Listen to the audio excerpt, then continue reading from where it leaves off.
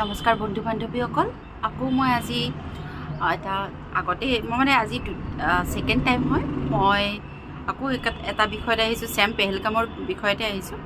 পেহেলগামত যি ঘটনা ঘটিছিল, য'ত মানে ধৰ্ম সুধি সুধি মানুহবোৰক মাৰিছিলে, তাত এয়াৰফ'ৰ্চৰ এজন অফিচাৰ আৰু তেওঁৰ ৱাইফো আছিলে, য'ত মানে এয়াৰফ'ৰ্চৰ ব্যক্তিজন তেওঁ ঢুকালে আৰু তেওঁৰ ৱাইফজনী বিধৱা হ'ল। আৰু তেওঁ মানে বৰ্তমান এটা কথা কৈছে যে তেওঁ যেতিয়া সুধিছে যে তেওঁক মানে জনাইছে আৰু নিউজত যে ৰিপৰ্ট কৰিছে যে মানুহৰ বিষয়ে কোনো জাতি এটা মানে বিশেষকৈ কৈছে যে সেই কোনো মানে আপোনালোকে চাইছেই চাগে, ঘৃণা পেলাব নালাগে কাশ্মীৰী আৰু মুছলমানসকলৰ বিৰুদ্ধে। আৰু মই এটাই কথা ক'ব খুজিছোঁ, তেওঁ এইখিনি কথা কওঁতে তেওঁ যেতিয়া কৈছিলে তেওঁ কলমা পঢ়িব দিছিলে, কিবা পঢ়িব দিছিলে, কিয় দিছিলে? তেওঁলোকে জানিছিলে সন্ত্ৰাসবাদীসকলে যে তেওঁ হিন্দু নহয়, তেওঁলোকে মুছলিম নহয়, হিন্দু হয়।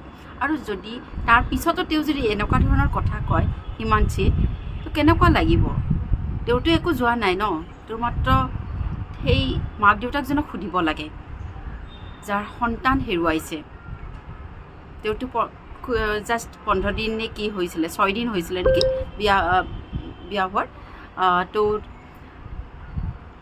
তাৰপিছত তেওঁৰ জীৱনটোতো আৰম্ভ হ'ব। সেই মাক দেউতাকৰ কি হ'ব? সেই মাক দেউতাকৰ সন্তানটো বাৰু ঘূৰাই পাব নেকি? মানুহ ছেকুলাৰিজিম ইমানো হ'ব নালাগে যে নিজৰ অস্তিত্বই পাহৰি যাব লাগে।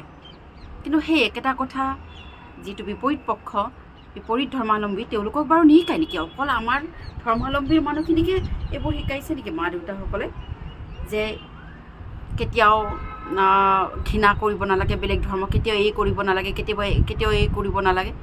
কিয় ইমানখিনি হৈ যোৱাৰ পিছত ধৰ্মৰ ওপৰত কৰি মানুহ কেন্দ্ৰবিত কৰি মানুহ মাৰিলে, তাৰপিছত আৰু ক'লে যে মানুহবোৰে ক'ব ধৰিছে যে ছিংগাৰৰ কোনো ধৰ্ম নাথাকে, সন্ত্ৰাসবাদীৰ কোনো ধৰ্ম নালাগে। যদি ধৰ্মই নাথাকে তেনেহ'লে তেওঁলোকে ধৰ্ম সুধি সুধি মাৰিলে কিয়? যিয়ে নহওক, মই এটাই কথা ক'ব খুজিছোঁ, আমাক মানে বেছিয়ে ছেকুলাৰিজিম শিকালে। মই এনেকুৱা বহুত পাইছোঁ, এনেকুৱা বহুত ধৰণৰ আমি দেখিছোঁ। মই নিজেও বহুত হেৰিত কাম কৰি আহিছোঁ, গভমেণ্ট ছেক্টৰ বা এনেকুৱা প্ৰাইভেট ছেক্টৰ, য'ত বাছ আমাৰ মানুহখিনি নহয় এনেকুৱা কৰিব নালাগে, এনেকুৱা সদায় হেৰি থাকিবলৈ শান্তিপ্ৰিয় হ'ব লাগে ন। সেই একেটা তাহাঁতেতো দিনে ৰাতি মুখত ভগৱান মানে আল্লাৰে নাম লৈ থাকে। তেওঁলোকে এইবোৰ কথা নাভাবে নেকি? কেৱল আমাৰ মানুহখিনিয়ে ভাবে যে।